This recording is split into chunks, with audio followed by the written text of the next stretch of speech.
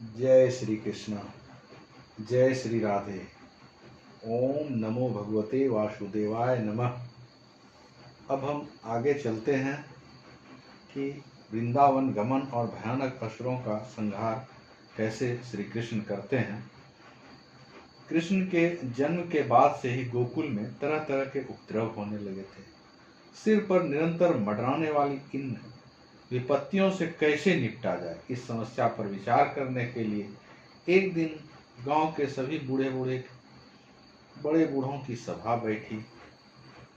पूतना, तृणावृत आदि राक्षसों का जो भी प्रहार हुआ, उनसे लोग सहमे हुए थे, डरे हुए थे।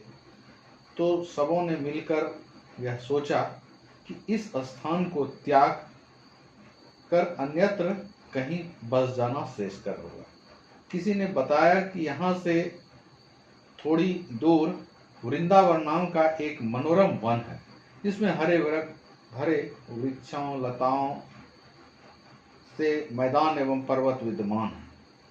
वहां जाने से यहाँ के असुरी उत्पादों से मुक्त हो जाएंगे, यानी जो हमारे कृष्ण जी पर असुर का प्रहार हो रहा था, उससे शायद मुक्त हो जाएंगे। सभी ने एक मत से इस प्रस्ताव को अनुमोदन किया और फिर शुभ काम में देरी किया।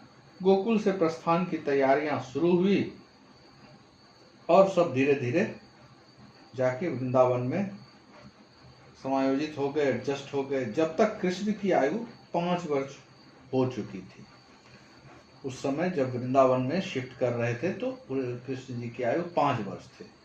वृंदावन पहुंचने के कुछ ही दिनों के भीतर गोकुल वासियों ने वहां के जो नैसर्गिक सौंदर्य थे, यमुना नदी के तट पर गांव बसा लिया। देखते ही देखते उस जंगल में मंगल का दृश्य उपस्थित कर दिया। गोप बालक यमुना जी के किनारे पक्षियों के कलरव के बीच अपने गौ बछड़े को ले जाकर चराने लगे। हरी हरी नरम घास खाकर बछड़े भी स्वस्थ हो गए और खुशहाली का साम्राज्य फैल गया। आपको पहले ही मैं बता चुका हूं कि देवकी का 7वां पुत्र जो उनकी सौत रोहिणी के गर्भ से पैदा हुआ था, बलराम थोड़ा सा शरीर से गठीले मजबूत थे। दूसरी ओर कृष्ण जी का शरीर उतना सबल नहीं था, नम्र था, लेकिन इनकी बुद्धि कुशाग्र थी। चंचल थे, नटखट थे, लेकिन बलराम के प्रति उनका बड़ा प्रीति का भाव था। दोनों ही स्वभाव से मानो एक दूसरे के पूरक थे। अपने गाय बछड़ों को मैदान में चरते हुए छोड़कर सभी ग्वाल बाल आपस में तरह तरह के खेल खेलते थे। वे घास में लेट जाते थे, बांसुरी बजाते थे और तरह तरह के अपना कर्तव्य करते रहते थे। उधर कंस भी निश्चिंत नहीं बैठा था। उसके भेदिये उसे इन सारे समाचारों से अवगत करा चुके थे। उसके द्वारा भेजे गए असुर भी वृंदावन के आसपास पहुंचकर कृष्ण को फंसाने की कुचक्र रच रहे थे। मैं पिछले दिन आपको बताया था, एक दिन उसी तरह अन्य ग्वाल वालों के संग बलराम और श्याम अपनी गायें चराने निकले थे। उसी समय राक्षस उन्हें मार डालने की नियत से बछड़े का रूप धारण कर लिया और पशुओं के झुंड में शामिल हो गया। कृष्ण सब समझ गए और उन्होंने बलराम को आंखों से इशारा किया। हट्टे कट्टे बछड़े पर उन्होंने स्नेह जताया। फिर अचानक ही बछड़े की पूंछ और दोनों पिछले पांव पकड़कर ऊपर उठा लिया, आकाश में घुमाते वृक्ष पर फेंक दिया और वह दैत्य रूपी पूरा परलोक सिधार गए और नीचे गिर पड़ा। कृष्ण का शौर्य देखकर सभी गोप कुमार वाह वाह करने लगे।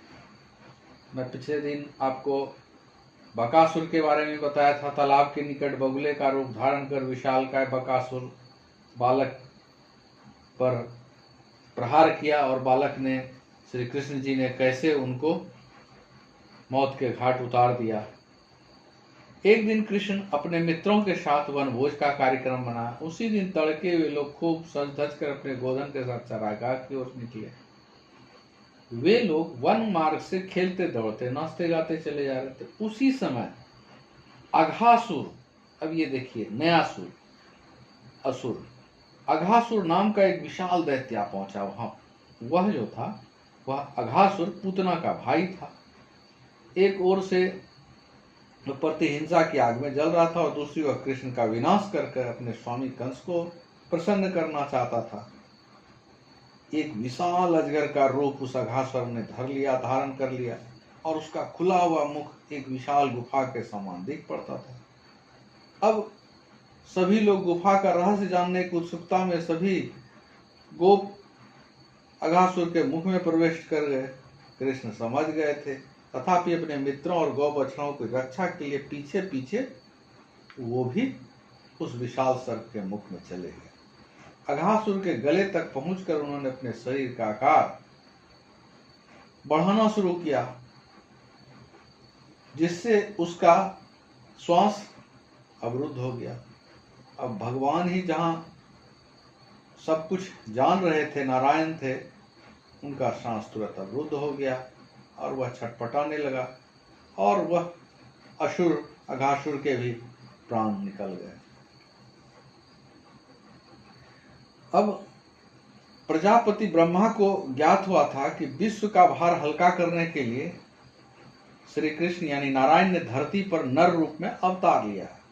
उन्हें भगवान की लीला का रसास्वादन करने की इच्छा हुई और वो व्रज की ओर चल दिए। दूर से कृष्ण को देख के उनके मन में संशय हुआ कि असाधारण सा दिखने वाला बालक कैसे पृथ्वी का भार हल्का करेगा। अब इस चीज को जांच करने के लिए ब्रह्मा जी ने एक दिन नंद कुमार अपनी गायों को चारागाह में छोड़कर गोपाल मित्रों के साथ एक वृक्ष की छाया में बैठकर जलपान कर रहे थे। साथ में वार्तालाप हास परिहास चल रहा था। अचानक ही उनकी दृष्टि वन की ओर गई तो वे लोग यह देखकर बड़े विस्मित हो गए कि चारागाह में गो बछड़ों का नामो निशान नहीं। ग्वाल वालों के मन में बड़ी चिंता हुई। कृष्ण ने उन्हें दिलासा देते हुए कहा, चलते चलते शायद दूर निकल गई होगी और अभी थोड़ी देर में आ जाएगा। गाय की खोज में कृष्ण जी के जाते ही ब्रह्मा जी ने गोप बालक को गायब कर दिया।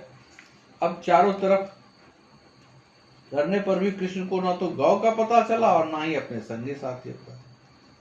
अब सब कुछ मानो उनके सामने लुप्त हो गया। ध्यान के द्वारा कृष्ण समझ गए ब्रह्मा जी उनकी लीला देखने को आए और उन्होंने यह सारी माया फैलाई है। ब्रह्मा जी को सबक सिखाने के लिए कृष्ण ने अपनी इच्छा शक्ति के द्वारा अपने एक अंश को गौ बछड़ों और गोप बालकों में रूपांतरित कर लिया और आप स्वरूप मित्रों पशुओं के साथ गांव को लौट आया। घर में किसी को संदेह भी नहीं हुआ। ब्रह्मा जी ने वृंदावन के गोधन और ग्वाल वालों का दिव्य निद्रा में सुलाकर सुरक्षित रूप से गुफा में रख दिया था। 1 वर्ष बाद जब वे पुनः नारायण का दर्शन करने आए तो सब कुछ यथावत देखकर विस्मित रह गए, क्योंकि वो तो गौओं को और ग्वाल वालों को एक जगह पर रख दिए थे।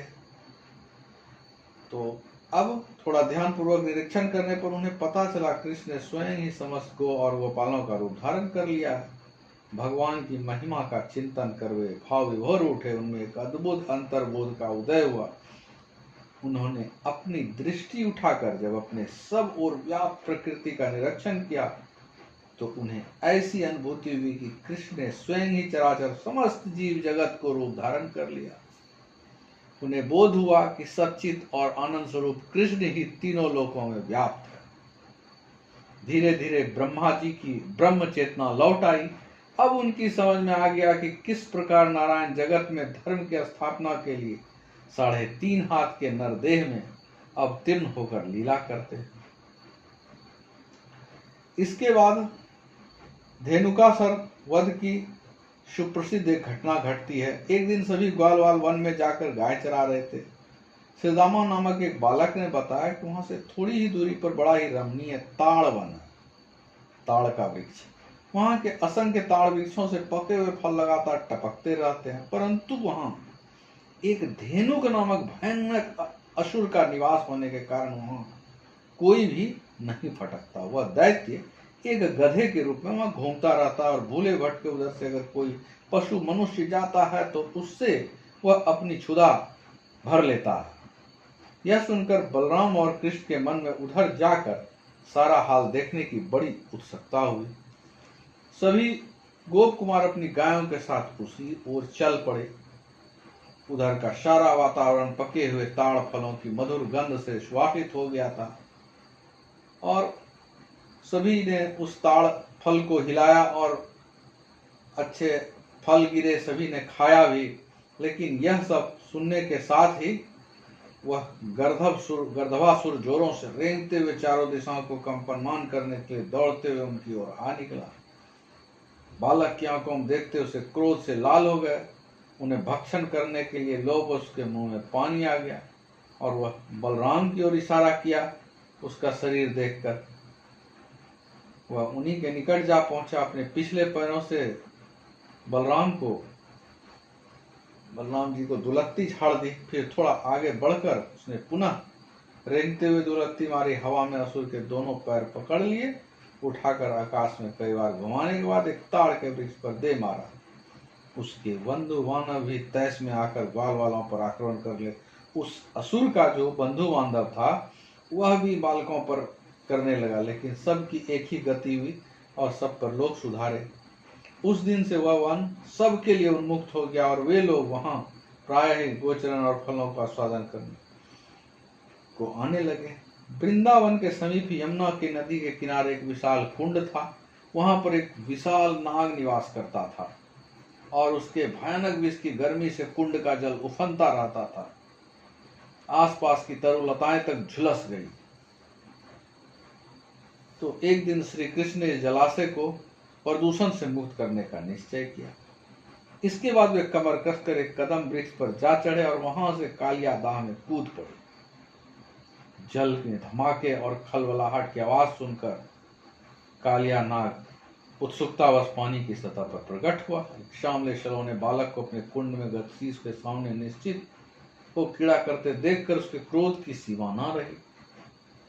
बारंबार अपनी भयंकर जीवा लपलपाते हुए उसने झपट कर श्री कृष्ण को अपने कुंडली पास में जकड़ लिया और उनके मर्म स्थान में बार बार डसने का प्रयास किया। ग्वाल बाल दूर सब खड़े देख रहे थे। श्री कृष्ण को नागपाश में अवध देखकर सभी रोने लगे। चारों बगल हाहाकार मचने लगी। गाय बछड़े भी सहानुभूति में डकारने लगे। रज के समस्त नर नारी आकुल होकर कालियादाह की ओर दौड़ पड़े। वहीं पहुंचकर सबने श्री कृष्ण की हालत देखी और वे दुख से मुहिमान हो उठे। यशोदा जी भी उसी कुंड में प्राण देने को दौड़ी। गोपिकाएं विलाप करने लगी। बलराम जी सबको समझा बुझाकर शांत करने लगे। श्री कृष्ण ने देख लिया कि व्रजवासी उनके प्रति कितनी स्नेह भाव रखते हैं, तब उन लोगों की आकुलता व्याकुलता को देखकर उसको दूर करने के लिए उन्हें इस लीला को शीघ्र पूर्ण करने का संकल्प किया। अब उन्होंने अपने शरीर को खूब फुलाना शुरू किया और उसके फलस्वरूप कालियानाग की हड्डियां चरमराने लगी और दम छूटने लगा। प्राण जाने के भय से उसने अपनी कंडली खोल ली और इस तरह से कालियानाग का अंत हुआ। तो श्री कृष्ण जी की इस तरह की छोटी बड़ी इतनी लीला है जिसकी रात दिन चर्चा की जाए तो कम है। फिर भी मैं कोशिश कर रहा हूं कि श्री कृष्ण जी की यह लीला को पढ़ूं और कुछ इस पर चर्चा करूं, ताकि चर्चा करने से, पढ़ने से श्री कृष्ण लीला को, श्री कृष्ण जी के बारे में पढ़ने से मन शांत होता है, स्थिर होता है और किसी तरह की कोई संशय नहीं रहता है। मन एक दूसरे के प्रति प्रेम होता है, क्योंकि ईश्वर की लीला, नारायण की लीला, स्वयं नारायण थे का पढ़ने से और सुनाने से सबको फायदा होता है। जय श्री कृष्णा। ओम नमो भगवते वासुदेवाय नमः। जय श्री कृष्ण, जय श्री राधे। हर हर महादेव।